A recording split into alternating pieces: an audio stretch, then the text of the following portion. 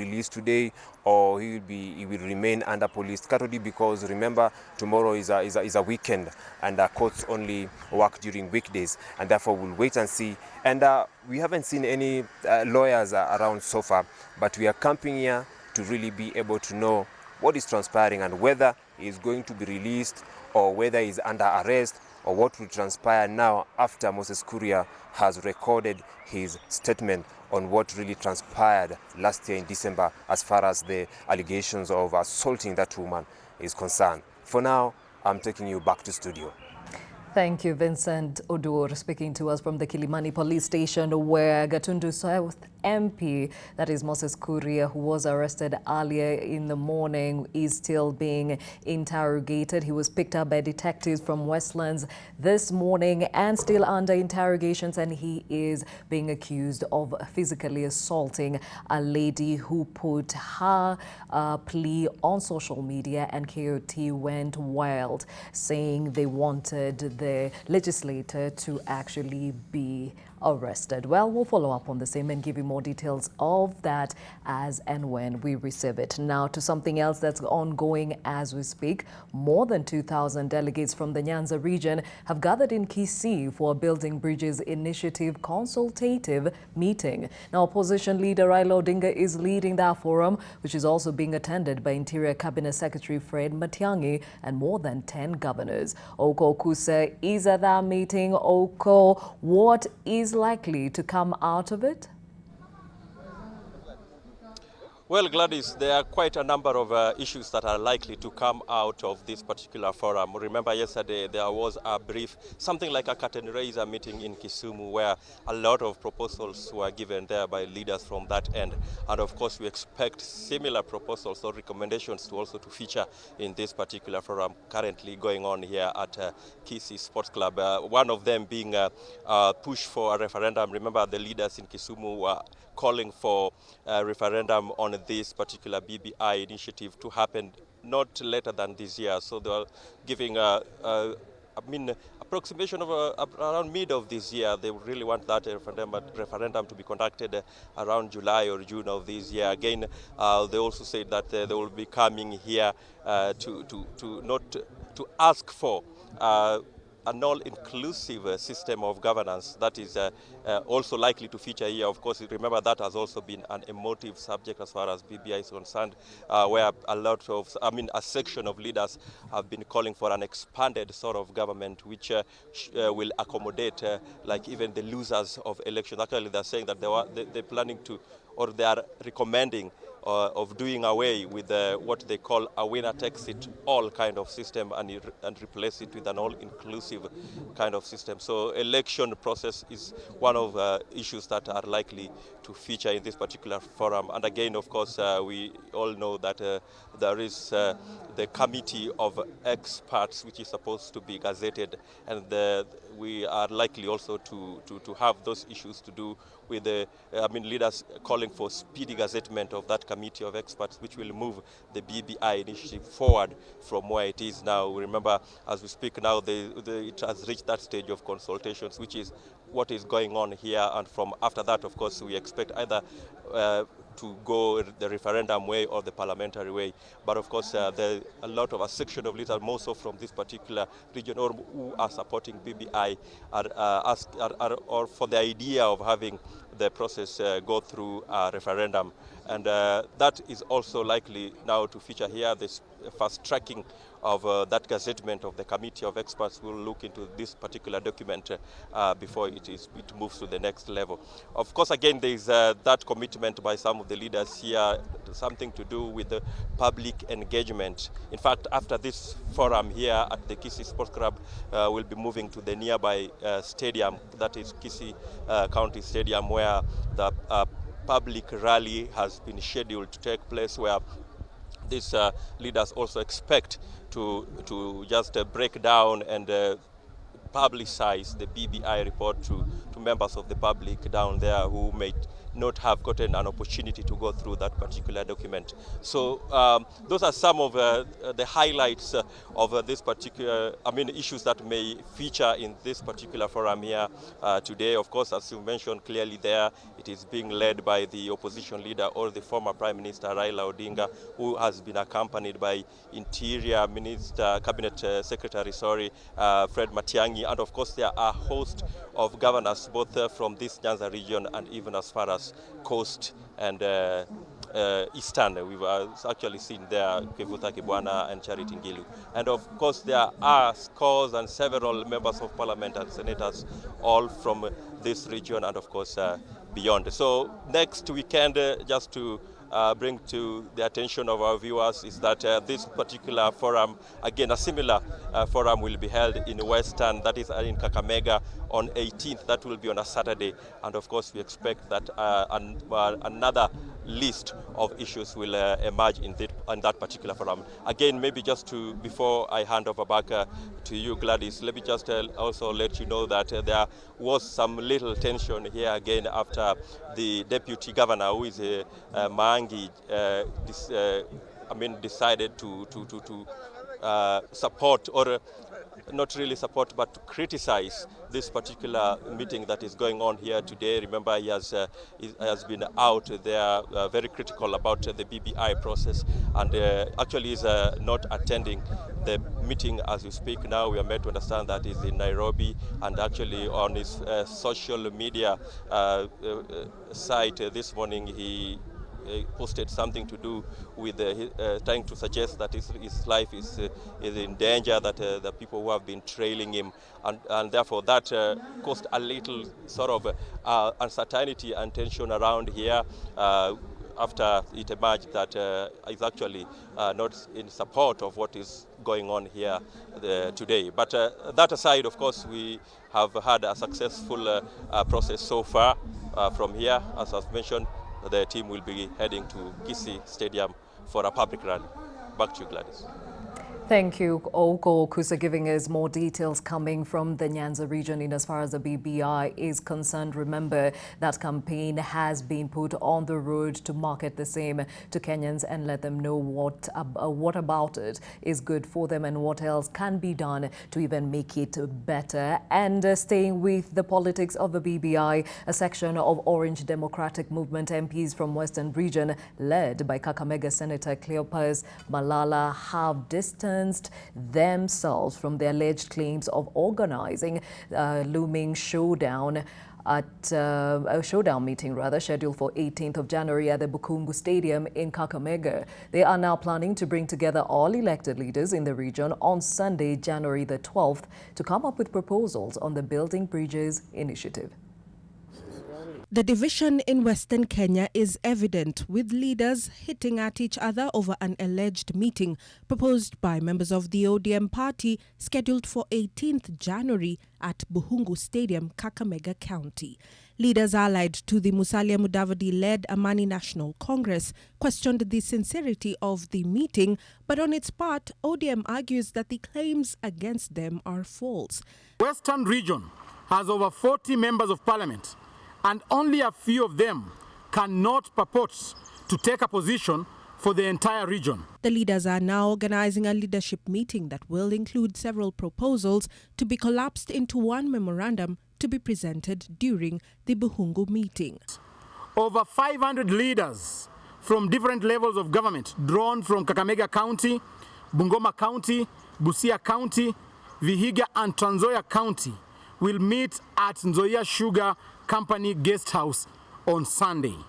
Meanwhile, Bungoma Senator Moses Wetangula wants the Building Bridges initiative to address increased allocations to devolved units to spur development. Wetangula, who is also the Ford Kenya party leader, said that it was only through strengthening devolution that the country will develop. Tulete pesa zaidi mashinani ili gavana wenu aweze kupiga tarmac roads bila shida, kujenga shule bila shida, kuinua maisha ya kina mama bila shida, kwa sababu that is the only way we can touch the ordinary person. And in Matungulu sub-county, former Machakos Senator Johnston Muthama has challenged President Uhuru Kenyatta to resist any temptation to hang on to power beyond the 2022 constitutional limit. Je, Uhuru ataingia katika mlengo gani akitoka kwenye siasa? Ataingia kwa hawa wanaobadilisha katiba na kujisucceed wenyewe, au ataingia kati ya hawa kina Kibaki ambao waliondoka kwa heshima na kufuata katiba inavyosema? Muthama questioned the clamor for constitutional review, saying it was aimed at dishing out political power to certain individuals. He further accused the majority of those in the political class for being unbothered with the poorly performing economy and high cost of living. Mel Miendo, NTV.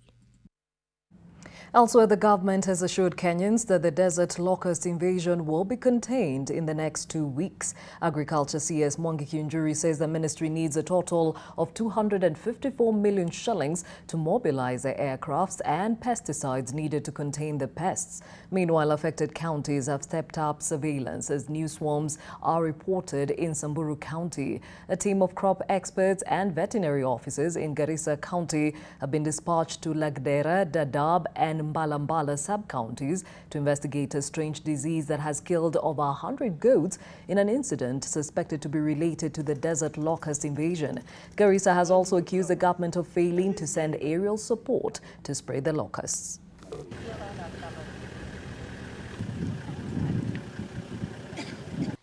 The locust infestation and in the areas that they are settled has resulted in loss of grass, leaves and tree or vegetation cover.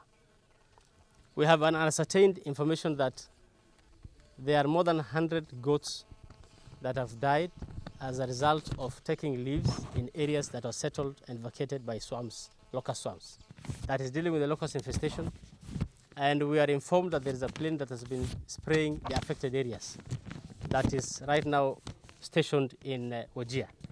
Unfortunately, to this date, the plane hasn't arrived in Garissa County to spray any of the parts that have been affected.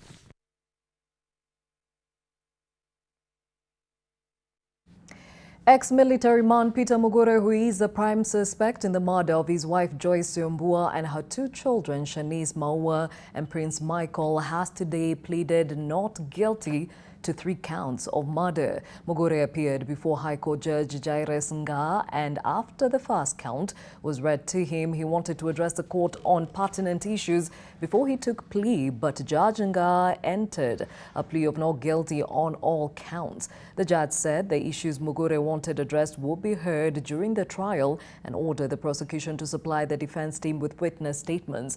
MUGURE has been in custody for more than a month now, and his plea taking had been deferred 3 times due to lack of a mental assessment report. The pre-trial conference will now be heard on January the 23rd.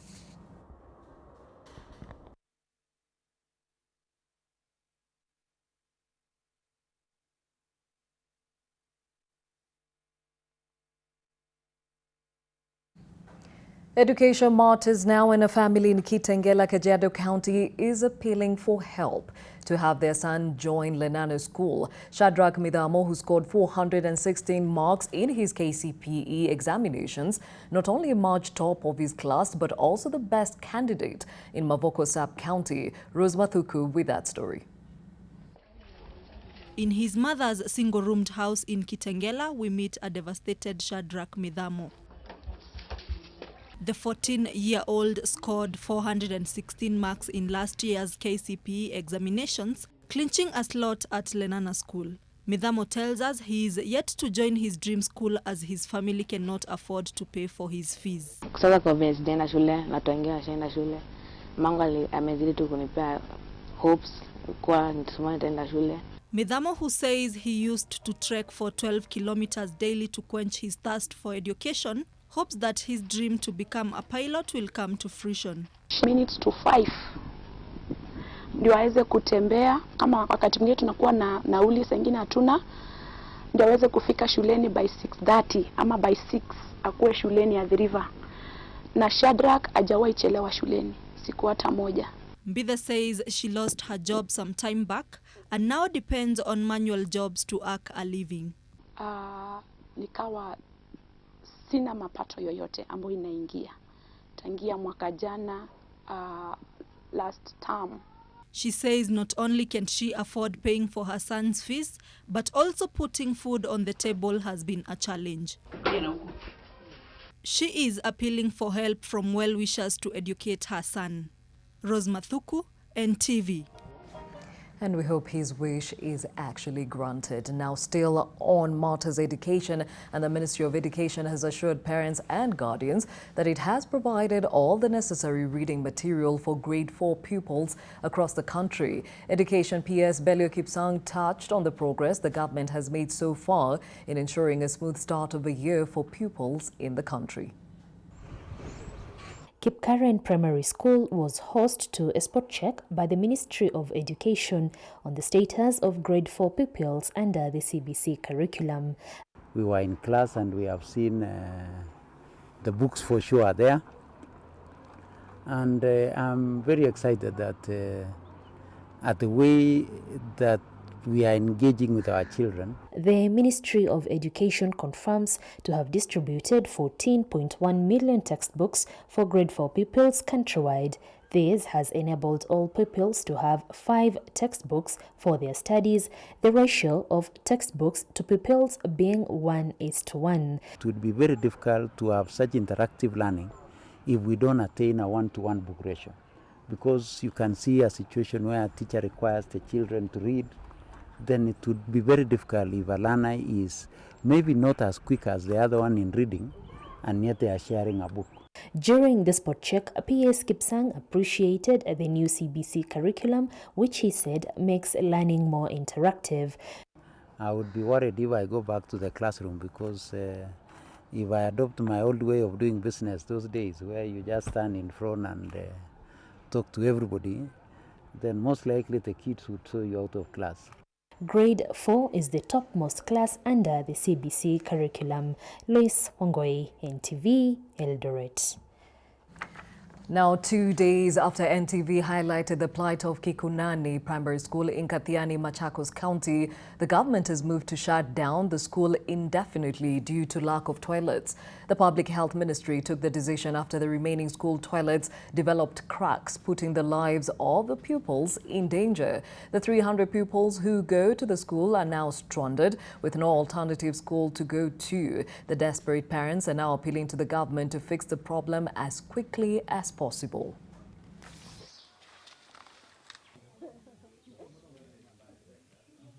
Kuulizia nikaambiwa vyoo vimepomoka, environment ya shule si mzuri. Hatuna madarasa, hatuna vyoo hapa kwa shule. Shule yetu inaendelea vibaya sana. We know Banamagoa means well for this country in terms of education. We know the government of President Uhuru Kenyatta means well for the education of this country. So we are urging the entire government to ensure that they give us adequate support to ensure that our learners get favorable learning environment. Elsewhere, parents and teachers of a school in North Hor sub-county in Marsabit are appealing for well-wishers to chip in and help children from nomadic families to stay in school. The appeal comes in the wake of a scramble for admission slots at the Tigo Primary School in North Hor, a school established in 2016 to cushion children from nomadic families from missing out on education. Tigo village lies in the heart of the desert, 65 kilometers away from Bubisa town and 15 kilometers away from the Turbi town. Children from this far-flung area had no access to education. Finally, in 2016, parents breathed a sigh of relief with the inception of Tigo Primary School, an institution with boarding facilities. But when NTV recently visited, parents were anxious, scrambling for the few slots available at the school, holding on the hope that their children will get a chance at pursuing an education. The community has changed their attitudes towards education. And then, as a result of that, many parents are bringing their children, and now the facilities that this school has is not enough, is not sufficient to accommodate all of them. There is a challenge I'm facing. I lack a dormitory. Last year, I was able to manage over 200 people look for the chance in the school, but due to facility, I was unable to take the 200. So I only pick 93 as standard one. Even those 93, they are spending in classroom, my extra classroom as a dormitory. In 2016, the school population stood at just 24 pupils. The management attributes the current struggle for slow to the good quality of education, nutritious meals, healthcare, and tight security at the school. A local NGO has been the source of the funds. But with the demand for more slots, the management is appealing for more funds to construct more facilities. They are also calling upon parents who haven't given their children an opportunity to study to do so. Over 100 children were sent back last year. And remember, these are children who have been, they have been herding their livestock. And after hearing the importance of education, they came to school. And it's so bitter, it's so painful when a pastoralist child who left herding, coming to study, are sent back to same lifestyle where they go back and do herding while their colleagues are studying here. Mamwali, NTV, Marsabit.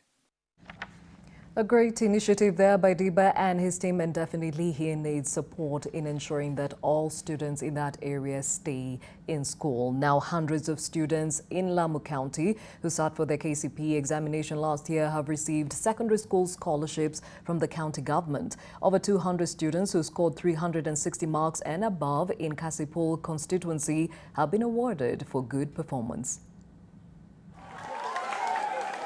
Over 700 students from Lamu have benefited from a full secondary school scholarship program. 513 students come from Bahari, Hongwe and Mkunumbi wards in Peketoni. The Lamu County Governor, while presenting a check worth 176 million shillings for the program, urged the pupils who are accompanied by their parents to put more effort in their secondary school education. Mfanye marafiki na watoto wazuri, msifanye marafiki na watoto wabaya, sio? Mnaenda boarding, wengine mtakuwa first time kuondoka nyumbani. Ufuate ile mawaidha ambayo wazazi watawapa kabla hamujaondoka. In Kasipul constituency, over 200 students have been awarded 10,000 shillings each by the Kasipul CDF office for good performance.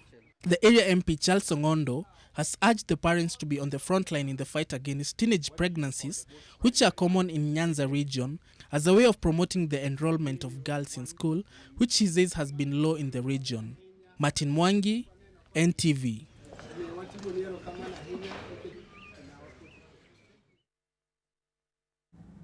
To some business matters, and international tourism in Kenya recorded a 3.9% jump, earning the country 163.6 billion shillings last year, up from 157.4 billion shillings recorded in 2018. Speaking during the release of the tourism sector performance report, CS Najib Balala revealed that the number of international visitors last year also increased by 1.16%, with more than 2 million visitors streaming into the country, mostly for holidays. US, Uganda, Tanzania, the United Kingdom and India topped as the countries visiting Kenya through Jomo Kenyatta International Airport and Moi International Airport. Most of the visitors were recorded to be between the ages of 35 to 44 years, and CS Balala says that the country needs a new main airport and convention facility to be able to harness the potential of the sector. I am honored to join you this morning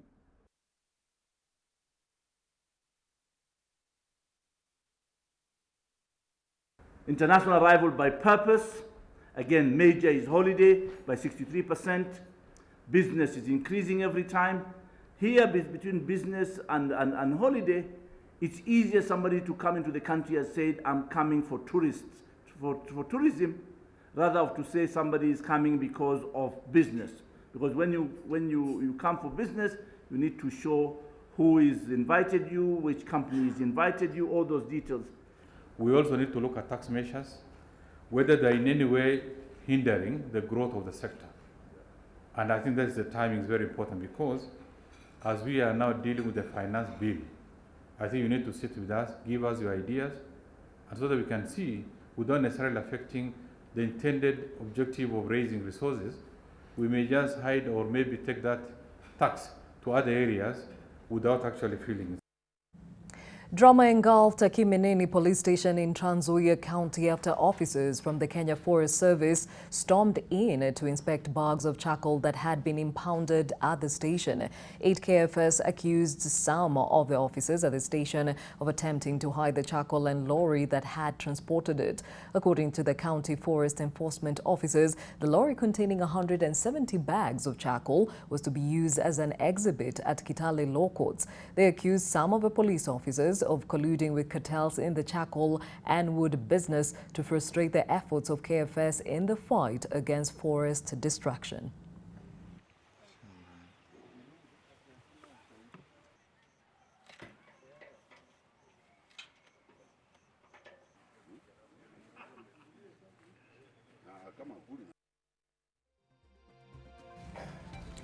Time for a short break. When we return, Sean Cadavillis is already in studio with the latest from the sporting world. Stay with us.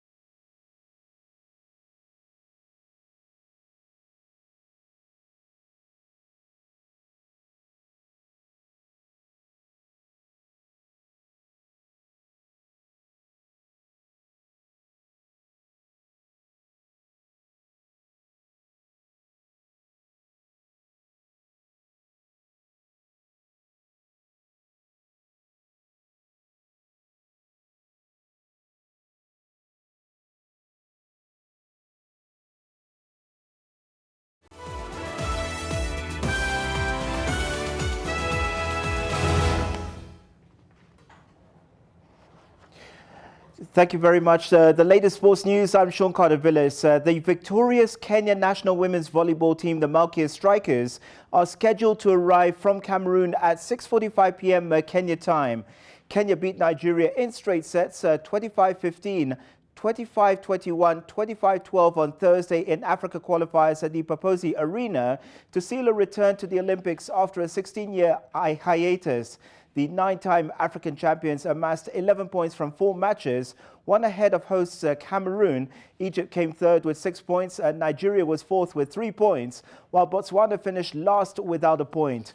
Our focus will now turn to the preparations for the 2020 Tokyo Olympics, which will be held in July and August.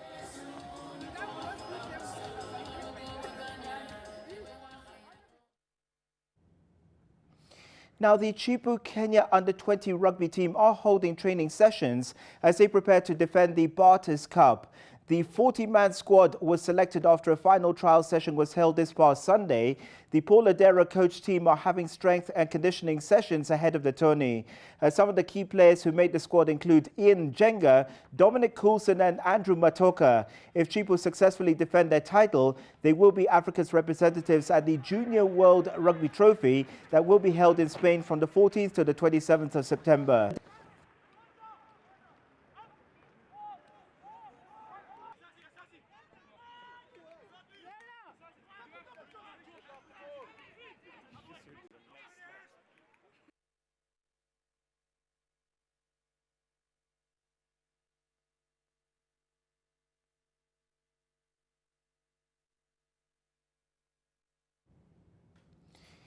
Atletico Madrid stunned Barcelona 3